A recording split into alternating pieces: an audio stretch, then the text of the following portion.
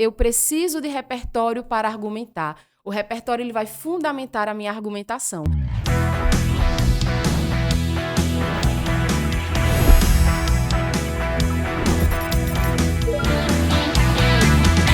E aí, galera, chegou o dia da gente colocar em pratos limpos, esmiuçar um dos quesitos mais temidos pelos vestibulandos, que é repertório sociocultural. Tá na hora da gente colocar o nosso pra jogo e eu quero bizu neste episódio, viu, dona Josi? Antes de mais nada, segue a gente nas redes sociais, @lavemOenem, se cadastre na plataforma lavemOenem.com.br. Segue a gente, deixa teu like, ativa o sininho e se inscreve também no canal do Jornal da Paraíba. Antes de mais nada, é bom dizer que repertório sociocultural não é um bicho de 7 cabeças, né? E aí a gente convidou hoje 2 pessoas que com certeza dominam este assunto. Josi Kelly é professora de redação, graduada em letras e também em Libras, mestre em literatura e se graduou com laurea acadêmica, viu, gente? Também temos a honra de receber o grande escritor, cordelista, ator, artista plástico, Valdemar José Solha, ou apenas Solha para os íntimos, né, como é conhecido. Sejam muito bem-vindos. Eu que agradeço o convite, muito obrigada. Josi, já vou começar te enchendo de perguntas. O que é repertório sociocultural? Por que é importante? Como adquirir? Vamos lá, gente. Repertório sociocultural, como o próprio nome diz, social, cultural, que tem a ver com o que está aí na cultura, na sociedade. E o Enem, ele avalia isso na competência 2. Então, na competência 2, o aluno tem que lembrar que o repertório ele tem que ser sociocultural no seguinte quesito: legitimado, pertinente e produtivo. Então, o teu conhecimento de mundo, tudo aquilo que você assiste, que você lê, você precisa trazer para dentro do seu texto. E o aluno tem muito esse conceito, esse pensamento de que eu vou decorar e vou levar para o dia da prova. Só que decorar a gente esquece. O correto é você aprender ou levar aquilo que você realmente vê no seu dia a dia. Então, o Enem ele tem um leque, ele tem muitas opções que o aluno pode estar utilizando. Então, se esse repertório ele estiver dentro de uma área de conhecimento, ou seja, ele é legitimado, o aluno pode usar na redação. Se esse aluno fez com que esse repertório fosse produtivo, ele associou ao tema, ele pode usar na redação. E esse repertório também tem que ser pertinente. Ele tem que estar relacionado aos argumentos, a tudo aquilo que ele colocou dentro do texto. Então, o aluno ele não pode simplesmente dizer eu gosto do filme, eu quero colocar na redação e eu vou colocar na redação de todo jeito. Vai dar errado? Ele vai ser penalizado na competência 2. Esse aluno precisa pensar, esse meu repertório está numa plataforma de streaming? Ele foi publicado, é um livro que foi publicado, ele está aí nas livrarias. É de conhecimento das outras pessoas? Exatamente. Ele é de conhecimento a nível nacional, também isso é muito importante.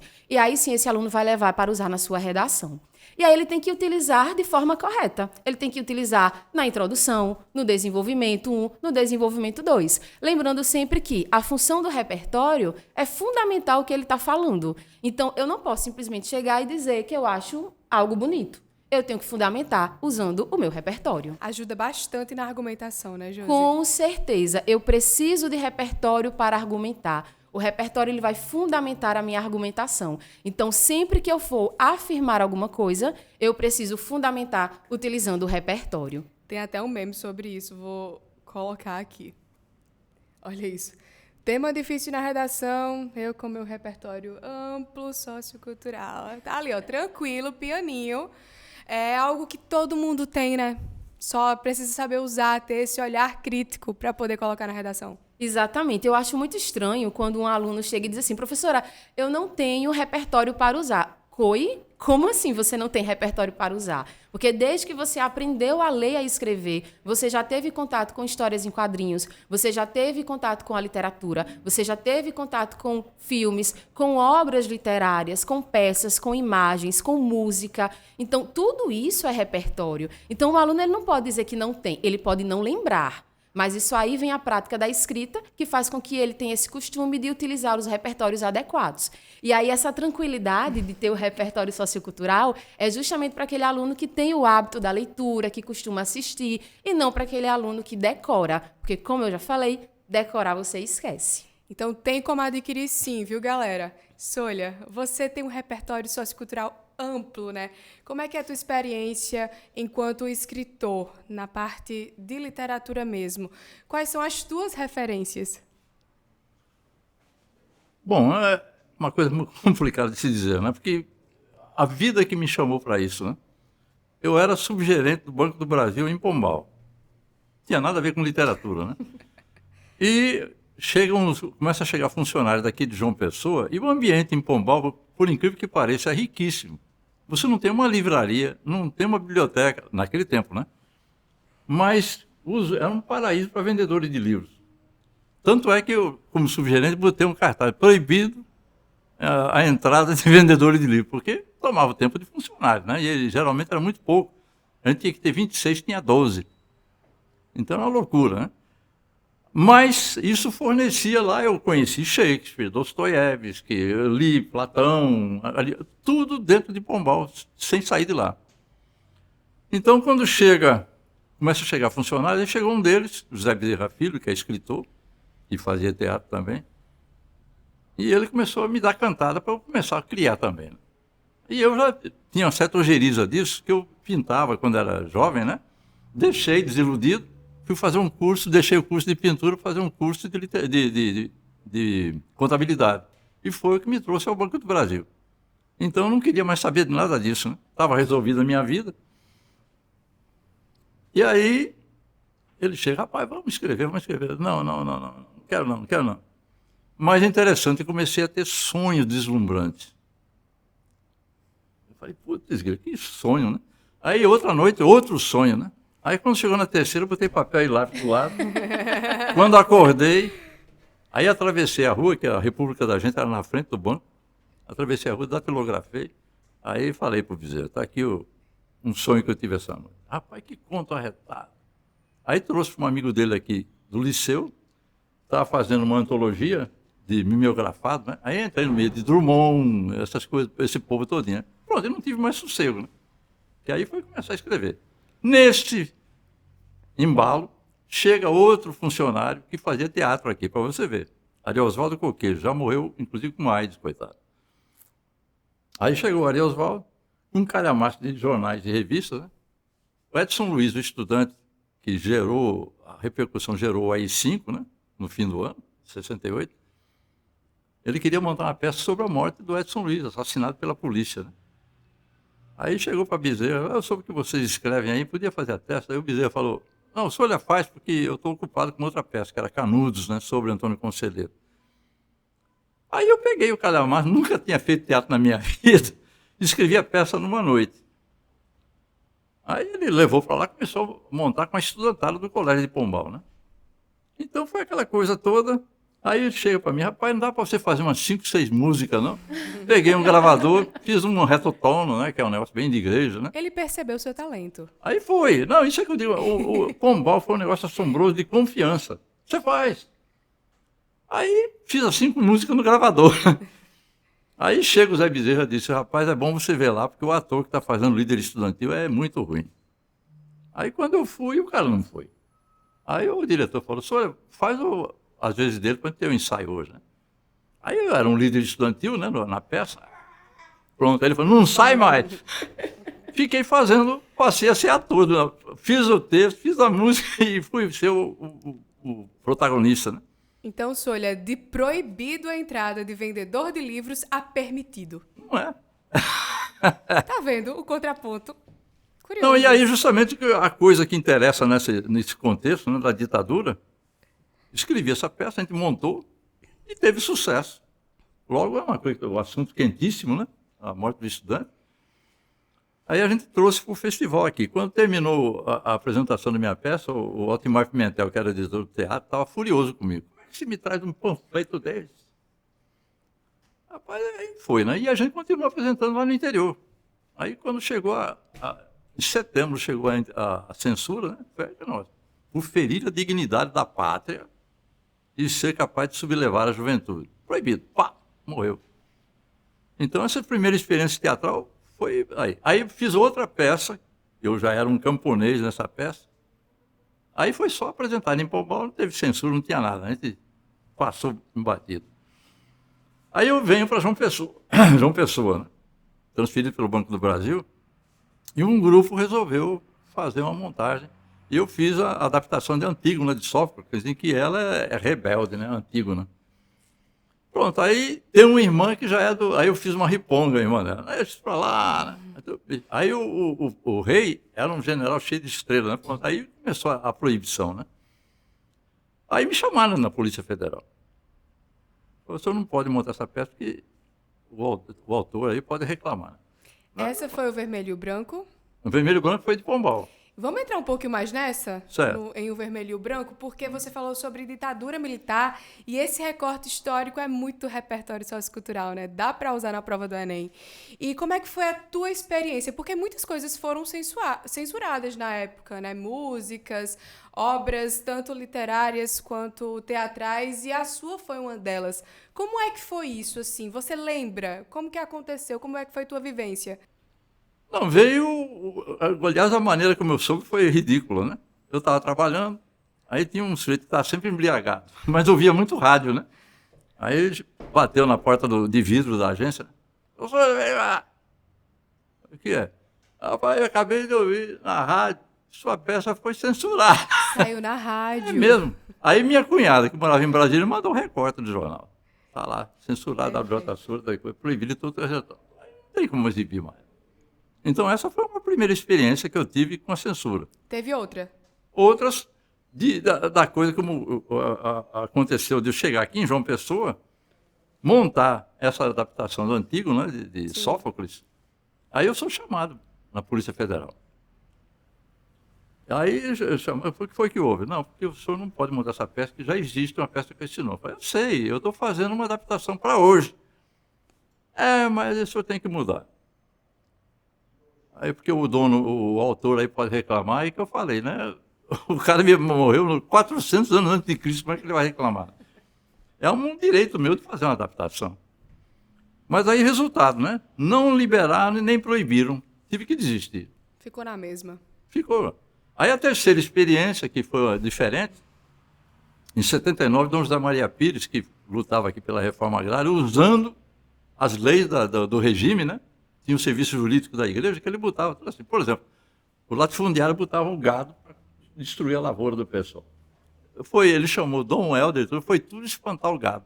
Tem fotografias, inclusive, Dom Helder e Dom José espantando o gado dos donos das fazendas. Né? E usando a lei.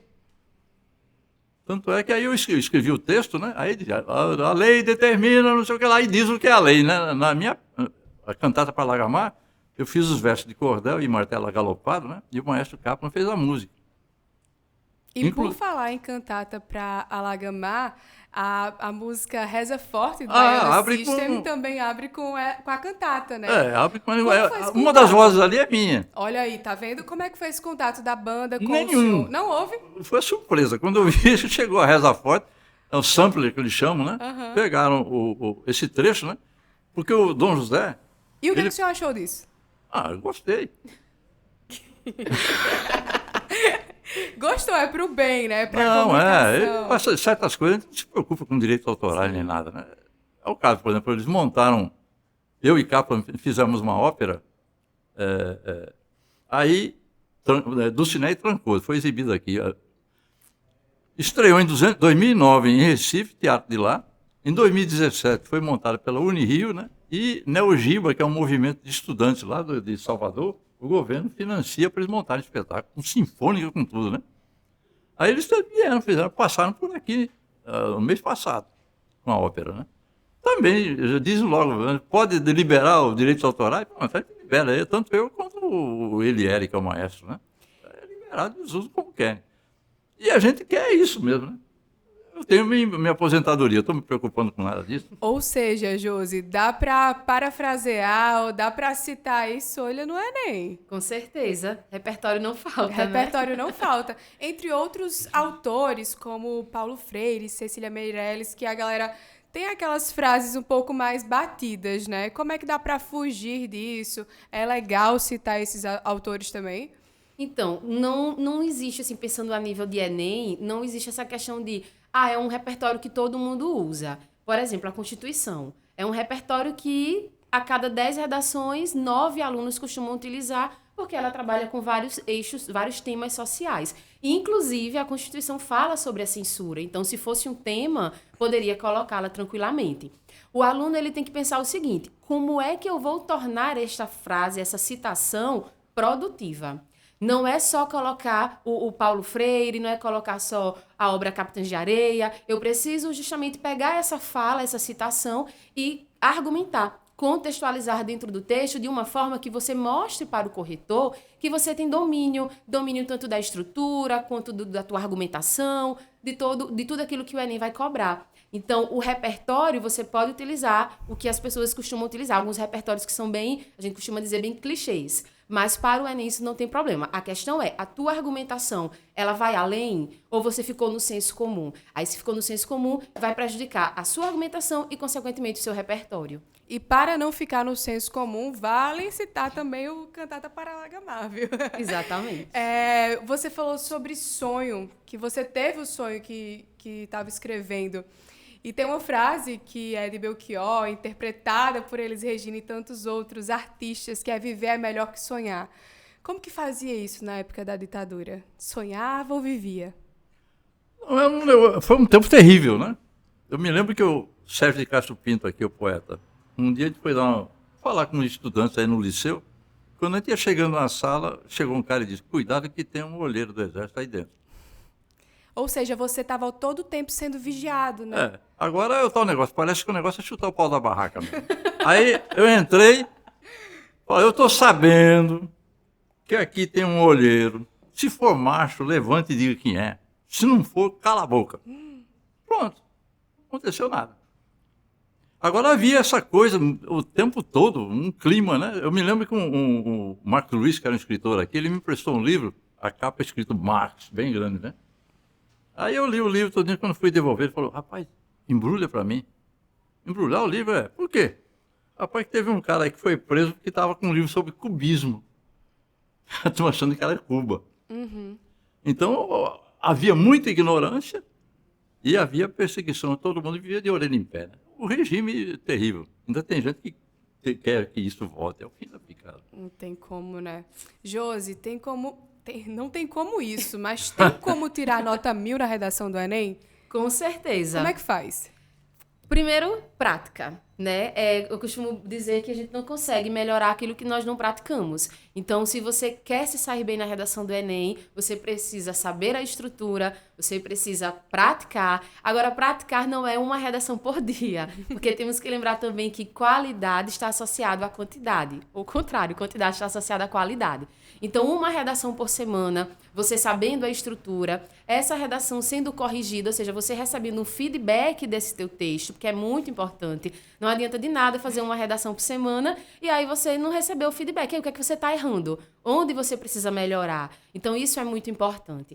E, claro, utilizar um repertório variado, um repertório pertinente, utilizar uma argumentação que fuja do senso comum, que você realmente vá além daquilo que as pessoas já sabem e, principalmente, que você utilize os elementos que você sabe que o Enem cobra, porque não adianta de nada você chegar e fazer um texto de todo jeito, porque o Enem tem a estrutura dele. Então, conhecer as competências, utilizar os repertórios de forma adequada, estar atento aos aspectos gramaticais, estudar gramática é muito importante também. Tudo isso vai ajudar, é um conjunto para que o aluno chegue na tão sonhada nota 1000. E a gente te ajuda até nisso, porque dá para treinar a redação através da nossa plataforma, lavemOenem.com.br. Tem alguns temas disponíveis já lá. Então, vai lá, se cadastra na nossa plataforma, faz tua redação. É possível baixar a folha, semelhante à folha do Enem, e fazer a redação e submeter. Ou então você pode fazer no seu caderno mesmo, tira foto, submete. E tem a correção da redação, que, como o Josi Kelly falou, é algo super importante. A gente pensou até nisso para te ajudar, né? Existem repertórios coringas, Josi? Existe o repertório coringa, com o exemplo da Constituição, né, que eu dei para vocês, assim como alguns filósofos também, alguns contextos históricos. A gente está falando de censura, a gente lembra muito de história, então tem alguns contextos como as guerras, a Revolução Industrial, são alguns dos repertórios que os alunos costumam usar bastante. Mas nós vivemos numa geração muito tecnológica, então o aluno ele precisa ir além. Então, por que não começar a trazer músicas para dentro do texto? Por que não colocar séries, filmes? Se nós formos analisar as últimas redações do Enem, nota 1000, os candidatos costumam colocar séries na introdução, e que é muito bacana, é muito interessante. E no desenvolvimento você traz, sim, o contexto histórico, você traz outros filmes, você traz citações, mas tentando sempre ir além. Eu costumo dizer o seguinte: o corretor que trabalha corrigindo os textos na redação, ele já tem essa experiência, então ele sabe muito o que o aluno costuma usar. Então, quando você pega uma redação que tem um repertório, que você diz assim, poxa, que repertório diferente, não tinha pensado nisso para o meu texto, isso acaba surpreendendo. E essa surpresa é muito bacana. O corretor visualizar esse repertório que ele não tinha nem imaginado e ver a maneira interessante e inteligente que você associou ao tema, isso é muito bacana, isso é muito interessante. Então, coloca repertório, quer usar o repertório Coringa? Use, mas lembre sempre que é interessante você trazer aquele conhecimento a mais, aquele repertório que realmente ninguém tinha pensado, vamos dizer assim. E sabe o que também é Coringa, galera? Batatas Crush. Já abri a minha aqui enquanto o Josi dá a explicação dela, porque te acompanha em todos os momentos. Dá pra colocar na bolsa da escola, na bolsa do cursinho, deixar em casa. Hora do lanche, abre uma Scrush pra vocês entenderem o que é isso aqui, ó. Segue Scrush nas redes sociais, @ScrushOficial, e aí vocês conferem a belezura que é isso aqui. E que o ISO Colégio de Cursos é nosso parceiro, você já sabe, né? E pensando em você, pensando que a redação é o quesito que mais pontua no Enem, né? A área que mais pontua, a gente separou um Minuto Redação especial para você com a professora Érica Leal. Quer fazer uma redação de sucesso? Se liga nas dicas dela no Minuto Redação. Oi, pessoal. Meu nome é Érica Leal, sou professora de redação e quero conversar com vocês sobre a arte censurada, né? A arte sempre foi um movimento de expressão cultural, de expressão dos momentos em que estamos vivenciando.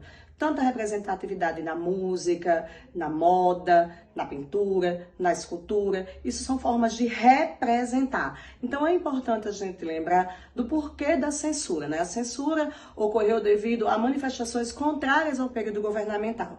Então foram comuns artistas como Chico Buarque, Caetano Veloso, que usaram as suas músicas como denúncia, mascarando, certo? Através de trocadilhos, através de junções de palavras, de mensagens subliminares, a importância, sim, de continuar trabalhando a arte, certo? Ludibriando um período de censura. Então, a arte é um elemento de expressão importantíssimo e muito utilizado na prova de linguagens e redação. Josi Kelly, sua colega de profissão, inclusive professora do ISO também, mandou ver nas dicas, né?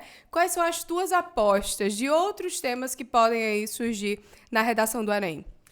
Então, pensando a longo prazo, né, tendo em vista que já tem um certo tempo que o Enem não cobra, a última vez que caiu foi em 2008, o eixo ambiental, né? Então é um tempo considerável, tendo em vista que nesses últimos anos, nós temos visto muitos desastres ambientais. Então é um bom tema, um bom eixo, certo? Para que o aluno possa estar estudando, pensando em repertórios, melhorando a argumentação. Também tem a questão do eixo educacional, já tem um certo tempo que não cai, se não me falha a memória, a última vez foi com a formação educacional dos surdos no Brasil, então é uma boa possibilidade de eixo. E além de ambiental e educacional, poderíamos também pensar em tecnológico, certo? Então, assim, aposta de tema é um pouco arriscado, mas eixos temáticos eu acho interessante que o aluno tente seguir essa linha. Inclusive, eu costumo aconselhar o seguinte, que ele estude. Cada semana ele não tem que fazer uma produção textual, então cada semana ele escolhe um eixo temático. Assim, quando chegar no dia da prova, ele estará com um amplo repertório sociocultural. Sônia, você enquanto ator também, né, uma das suas facetas, já viveu muitos bastidores. Conta pra gente aí uma história que você acha que vale a pena. A gente estava falando de cantata para Lagamar, né? E a gente falando de censura. É interessante, né, que existe o perigo da censura e da autocensura. Aí essa cantata para Lagamar, a CNBB no Rio de Janeiro se apaixonou por ela. Foi assistida pelo Nobel da Paz, que era o Esquivel, esse negócio todo. E foi feita uma apresentação no Morumbi, lotado. Eu, inclusive, tenho uma fotografia lá, Cantata para Lagamar, 15 não sei quanto a hora, né? Para Dom João Paulo II, que estava visitando o Brasil. João Paulo II usou o pretexto de que umas freiras seguraram muito tempo lá, não foi. Foi apresentado sem ele, né? Meu Deus. Aí o que aconteceu, né? O João Paulo II, a eminência parda dele era o futuro Bento XVI, que tinha sido já nazista quando era jovem. Foi soldado nazista. Então fez a cabeça de João Paulo, né, de tal maneira que comandava aquela coisa da teoria, como chama, teologia da libertação, que é o Leonardo Boff, né, que criou aquilo aqui no Brasil. Então ele foi proibido de continuar. Então não podia. Aí Dom José foi desligado aqui, Dom Helder foi desligado no Recife, Dom Paulo Evaristo foi desligado em São Paulo e Dom Pedro Casaldário lá na Araguaia. Aí aqui veio, logo depois, Dom Aldo Pagotto, que era extrema-direita. Então, essa coisa, a igreja mesmo fez essa coisa. Inclusive, estou vendo agora na Rússia, né? O Putin tem o apoio Cirilo lá, que é uma espécie de papa da igreja ortodoxa, né? Que diz que ele é enviado de Deus. Quer dizer, essa guerra está sendo justificada por Deus que está mandando. Então, essas manipulações, né, quer dizer, quando não tem uma censura, existe a censura outra. Né? Eu me lembro que no tempo da ditadura ainda, o Antônio Barreto Neto, que era crítico de cinema, ele fazia crítica toda semana para o jornal Momento. E ele foi tirar férias e me telefonou. Rapaz, não dá para você tirar minhas férias, não? Foi.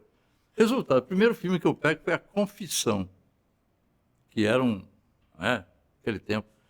Aí eu fui para o cinema, assisti, arranjei fotografias, cartazes, tudo, e fiz o texto e deixei no jornal. Quando eu vejo o jornal, não saiu. Eu fui lá. Por que não saiu o meu texto aí? Só olha, precisa ter autocensura, rapaz, que é isso? Publicar um negócio com... Rapaz, não está passando aí no cinema? Não, mas não pode comentar. Vou pensar. Quer dizer, havia essa coisa, o medo, que fez a coisa pior do que ela já era. Então, essa coisa de você enfrentar e ver no que dá, né? Acho que é o melhor sistema que tem, qualquer que seja o regime. Olha, seria pedir muito para, na sua voz, citar a cantata? Pelo menos alguns trechos. Não, porque tem muito cantada, né? Eu não sou cantor. Não tem problema, poderia não, ser aí, falado. por exemplo, esse texto que tem o sampler no Reza Forte, do Baiana System, né? O que é? Dom José pegou o mandamento da não violência do Gandhi e estava no livro dele, do centro para a margem. E eu transformei isso em versos, né? Então, o que o coral diz que eu estou no meio é assim: primeiro, nunca matar. Segundo, jamais ferir. Terceiro, estar sempre atento. Quarto, sempre se unir. Quinto, desobediência às ordens de sua excelência, que pode nos... Nem me lembro o que é que fala. Que pode nos o quê? Proibir uma coisa assim. Então, isso aí é Gandhi transformado por Dom José Maria Pia, adaptado para cá, né? Aí a gente viu assim, né, que a coragem dele vinha de uma coisa que não era da religião dele. O João Paulo II é que estava comandando e era contra essa coisa toda. A teoria da libertação, opção pelos pobres, nada. E eles aqui, o Dom Paulo Evaristo Arnes, tudo lá, nessa coisa da teologia da libertação, né? Então, fora a ditadura, havia essa coisa da religião trabalhando contra, né? É um negócio terrível. Que presente. Tivemos o trecho falado na voz dele, né, não, Josi? Faltou só a última palavra. Pode falar. Não tem problema, não. Que pode nos destruir. Olha aí! E sabe quem tem história consolidada no mercado há muitos anos? É a Uninasal. Concursos com nota máxima no MEC. E você pode contar com a Uninasal para terminar de construir sua história ou então para começar a construir sua história. Já pensou? Beijão aí para a galera da Uninasal. A gente foi, inclusive, visitar o campus. Tem laboratórios, clínicas e tudo que o aluno precisa para poder treinar e ser ótimo aí no mercado de trabalho, viu? Josi, bizu agora. Bizu, a gente gosta de bizu. Eu falei no comecinho que a gente ia dar uns bizus aí pra galera. Bizu pra redação. Vamos lá. O aluno, ele quer olhar o tema e começar a fazer o texto. Não faz isso, vai dar errado, certo? Planeje. Faça um planejamento. Vai ter um feriado, você não planeja o que vai fazer no feriado? A mesma coisa na redação. Então, olhou o tema, faz aquelas anotações. O que é que eu sei sobre esse tema? Quais repertórios eu posso utilizar para estar fazendo essa produção textual? E aí, a partir desse planejamento, você começa, sim, a fazer o seu texto. Por quê? Às vezes o aluno está fazendo a redação dele e aí quando chega no desenvolvimento ele percebe que o repertório não se encaixa no que ele estava pensando. Olha o tempo que ele vai perder, tendo que apagar, tendo que refazer. E quando ele faz esse planejamento, ele já consegue fazer a associação. O meu argumento 1 com o meu repertório 1, o meu argumento 2 com o meu repertório 2, o texto já vai estar bem esquematizado. Então o bizu é justamente esse. Planeje, projete o seu texto. Perfeito. Sônia, agora um bizu teu. Como ter um olhar crítico? Olha, tem uma coisa que eu acho interessante, né? Que eu inventei esse negócio de ser escritor trabalhando no Banco do Brasil, né? Inventei. Foi. Trabalhando no Banco do Brasil. Então tinha 8 horas mortas, né? Não podia nem pensar em nada disso. Fora isso, a viagem para... Eu consegui ficar sem almoçar nos últimos 10 anos para ter tempo. Eu, em vez de entrar 8 horas, entrava 10 e ficava sem almoçar e tirava até 6 horas da tarde, né? Mas é interessante que eu via, né, que todo escritor, Jorge Amado, por exemplo, né, é clássico aquele caderninho de nota que ele saía na Baixa, como é que chama? Sapateiro, né, lá em Salvador, e anotava o povo falando tudinho para botar no livro dele, né? Isso ajudava muito. Aí eu falei, eu não tenho tempo para fazer isso. Então, como sempre gostei muito de pintura e de fotografia, tenho muito livro de fotografia e de arte, né? Então, aconselho a rapaziada é o seguinte, coisa que eu sempre fiz. Por exemplo, eu vou escrever um romance. Se eu tenho ideia para o romance, então eu escrevo o romance do jeito que sai. Aí o que é que eu faço? Né? Vou pegar esses livros e vou ver o que aquelas fotografias me sugerem. Porque foto fala e muito. Aí pronto, tem a fotografia, por exemplo, Sebastião Salgado, por exemplo, genial, brasileiro, um dos maiores do mundo. Preto e branco. Preto e branco, fabuloso. E tem os livros de arte com pinturas, né? Que geralmente o pintor escreve uma coisa, reproduz uma coisa que seja significativa. Então, quando você olha para aquilo lá, vai anotando que aquilo vai aparecendo, né? Então, quando eu faço isso, às vezes junto 10, 15 páginas só de anotações. Aí você começa a juntar aquelas frases. Quando organiza, dá um texto. Não, o seguinte, você está com aquele texto tosco seu. Então, você estava falando, por exemplo, de uma mulher bonita. Aí você fala, uma mulher bonita, mas aí você, vendo uma fotografia, de repente surge, né, um detalhezinho daquela mulher bonita, né? Aí você vai acrescentar naquela linha lá. Esse é o olhar crítico, né? Pronto, e isso aí dá muita vida, né? Tanto é que eu dei tanto valor a isso, que em 2004 eu resolvi me dedicar mais à poesia, que ontem eu lancei o meu 6º tratado poético. E geralmente, em vez de fazer essa anotação depois, eu faço antes. Por exemplo, acabei o livro agora, né? Então eu começo a olhar a fotografia e vou anotando o que aquelas fotografias me sugerem, né? Sem afã, eu tenho que criar alguma coisa genial. Vai anotando. E você vai ver quanta coisa aquilo inspira. Aí quando você aí eu vou juntando uma frase daqui, quando a página seguinte, vai coisas que eu nunca pensei em dizer. O acaso vai ajudando, e o inconsciente também, né? Tem muita coisa que o inconsciente trabalha mais do que você. Ou seja, dá para desenvolver o olhar crítico, dá para desenvolver repertório sociocultural, gente. Obrigada, Josi, pela tua presença aqui. Obrigada, Sônia, também, igualmente, pela presença. Foi uma honra receber vocês aqui. Igualmente. Obrigado. E se você quer ficar por dentro desse e de outros assuntos que envolvem o Enem com o time Nota 1000, é só seguir a gente nas redes sociais, @lavemOenem. Se cadastre também na nossa plataforma lavemOenem.com.br. Deixa teu like, ativa o sininho, encaminha esse vídeo, pro crush, pro teu amigo, pro teu irmão. Segue a gente, cheiro, até a próxima.